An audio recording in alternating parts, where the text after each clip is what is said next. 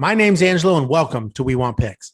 This is the only channel dedicated to UFC fight picks and DraftKings lineups run by MMA insiders and professional fighters.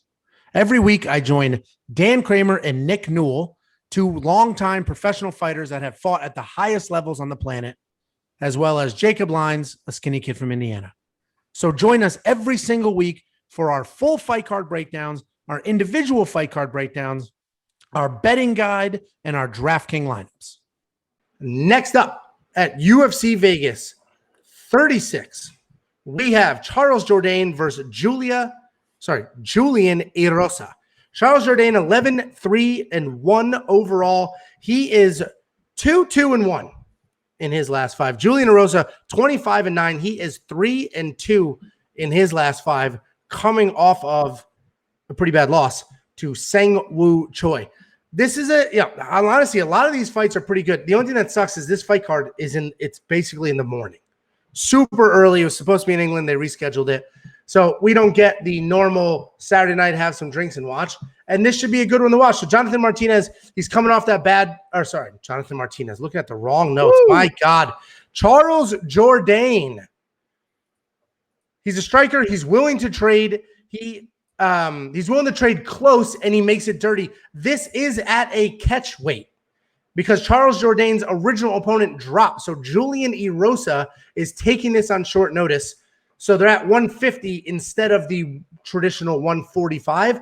That tells me a few things. I mean, Julian Erosa could not have been in camp if he asked for the catch weight. Plenty of people take fights on short notice and don't need the weight.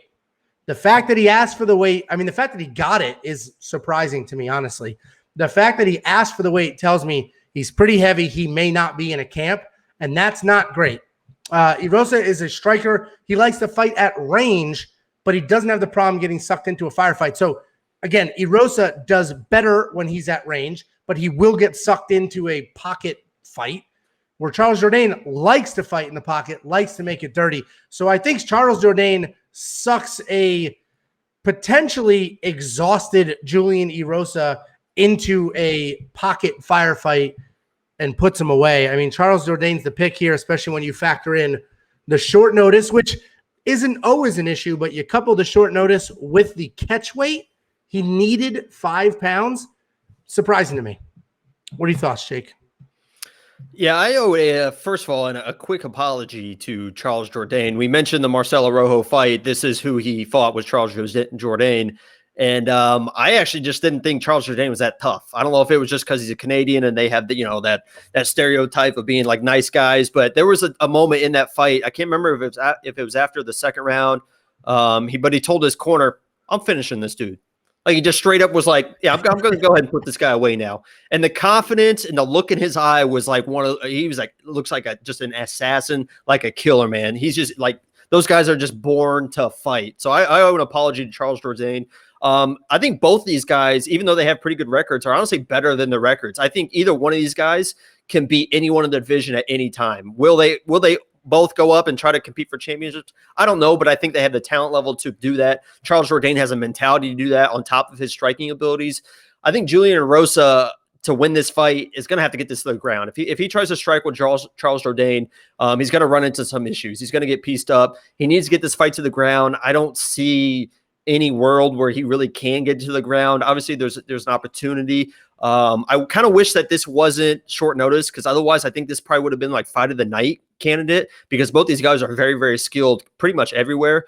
But I love Charles Jourdain's mentality. I love his striking abilities in this matchup, and I think he gets it done. He's actually in my lineup as well. So the first three fights, I have 3 fighters in my lineup, and I like Charles Jourdain, man. He's the only thing I have written in my notes right now is not a joke. This dude is not a joke.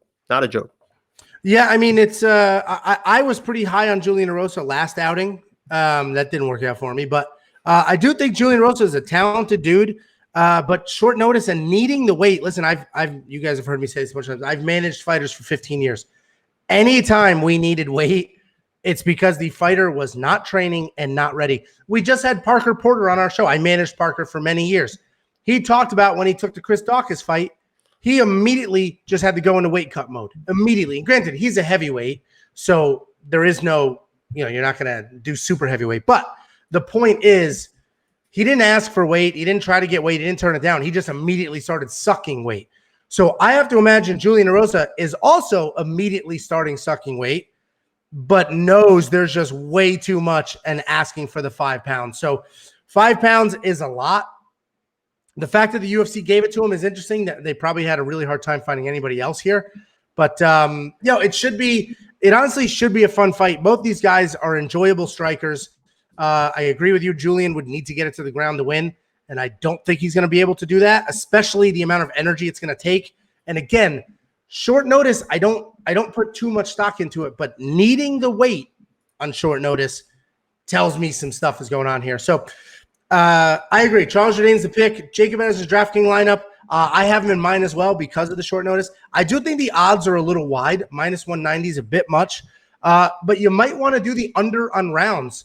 And if you want to do that bet, go to wewantpicks.com/bets.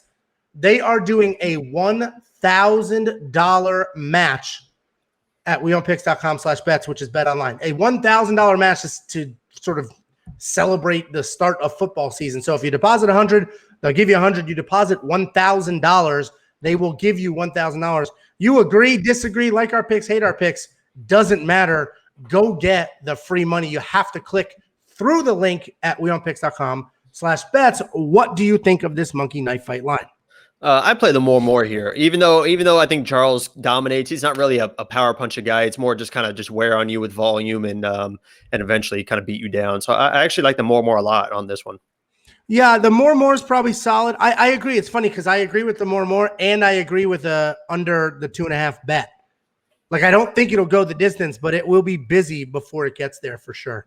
And it could go the distance. I mean, Julian's tough. Needing the weight is a big deal.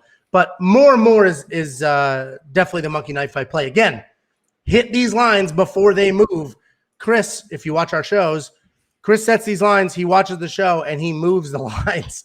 So he moves them in the morning. You have tonight to do it. So wewantpicks.com/MKF.